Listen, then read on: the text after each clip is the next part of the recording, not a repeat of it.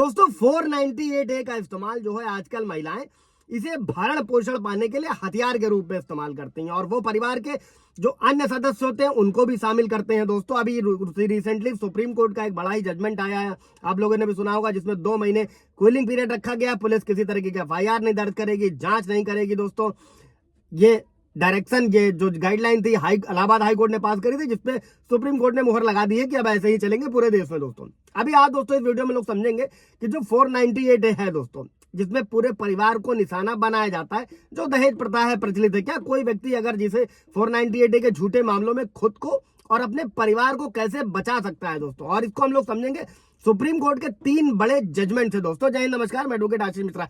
Like कर दीजिएगा, share कर दीजिएगा, सब्सक्राइब कर दीजिएगा ताकि इन्फॉर्मेशन और लोगों को मिल सके। दोस्तों अगर किसी तरीके भी ऐसा 498 है जो नए कानून में BNS 85 है तो अपने केस में इस्तेमाल कर सके। दोस्तों सबसे पहला मिर्जा इकबाल बनाम यूपी राज्य दोस्तों, और ये सुप्रीम कोर्ट का हालिया फैसला है। ये 14 दिसंबर 2021 का है और FIR में क्या था, पत्नी ने न केवल पति पर बल्कि उसके पूरे परिवार पर भी केस दर्ज करा दिया, जो अमूमन होता है, आप लोग भी सुनते हो, देखते हो, समझते हो। अब दूसरे पक्ष ने क्या किया कि इसे हाई कोर्ट में चुनौती दी, लेकिन सुनवाई नहीं हुई, जिसके बाद वो लोग सुप्रीम कोर्ट गए। इसी मामले को लेकर सुप्रीम कोर्ट ने एक बड़ा सिद्धांत दिया है दोस्तों, जिसको आप अपने केस में लगा सकते हैं। अगर किसी मामले में पति के परिवार को पक्ष बनाया जाता है और अगर उनकी सीधी भागीदारी नहीं है और अगर भागीदारी साबित नहीं होती है तो हाई कोर्ट को क्या करना होगा, उनके खिलाफ FIR रद्द करनी होगी। और ये CRPC की धारा 482 के तहत व्यवस्था है दोस्तों, जो नए कानून में भारतीय नागरिक सुरक्षा संहिता की 528 है। दोस्तों आप क्वेश्चन में जा सकते हैं हाई कोर्ट अगर कोई भी ऐसा मामला है तो, अगर ट्रायल कोर्ट सुनवाई नहीं कर रहा है।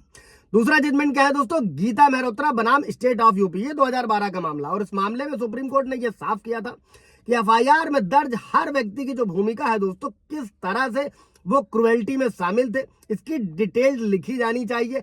अगर पीड़िता सिर्फ यही कहती है कि मानसिक पीड़ा में शामिल थे तो कोर्ट ने कहा है कि यह पर्याप्त नहीं है और सुप्रीम कोर्ट ने उस FIR को रद्द कर दिया और कहा, ये साफ किया कि सिर्फ FIR में नाम दर्ज कर देने से ही अपराध नहीं बन जाता है, जब तक आप क्रूरता में उनकी भूमिका स्पष्ट नहीं करते हैं। दोस्तों अब इसी के बाद दोस्तों तीसरा जजमेंट समझ लेते हैं, रमेश बनाम तमिलनाडु राज्य। और इस मामले में जो पक्ष था उसने क्या किया था, मतलब पत्नी ने भाभी के खिलाफ मामला दर्ज कराया और जो उसकी भाभी थी वो पहले से शादीशुदा थी और पीड़िता के साथ नहीं रह रही थी।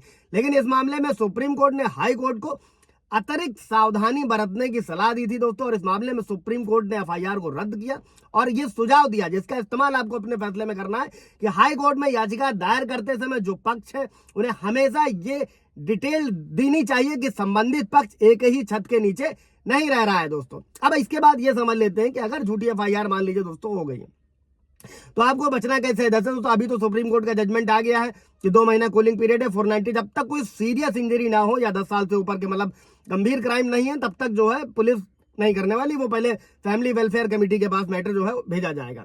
लेकिन जो पहले व्यवस्था थी कि आप अग्रिम जमानत लगा सकते हैं और सेशन कोर्ट इनकार करता है तो आप हाई कोर्ट जा सकते हैं, लेकिन फिलहाल इसकी अभी के लिए वर्तमान में जरूरत नहीं है। और इस धारा के हिसाब से क्या कर सकते हैं, 482 जो BNSS 528 है दोस्तों, इसमें आप FIR को चुनौती दे सकते हैं अगर झूठा मुकदमा कराया गया और मुझ पर कोई विशेष आरोप नहीं है। और अगर आप हाई कोर्ट को मना लेते हैं दोस्तों और कोर्ट इस धारा क्या होगा, अगर आप एविडेंसेस के साथ में आते हैं तो FIR को रद्द कर दिया जाएगा। और इन सभी समस्याओं से खुद को बचाने के लिए आपको हमेशा पति और उसके परिवार को अलग पार्टी के रूप में रखना चाहिए।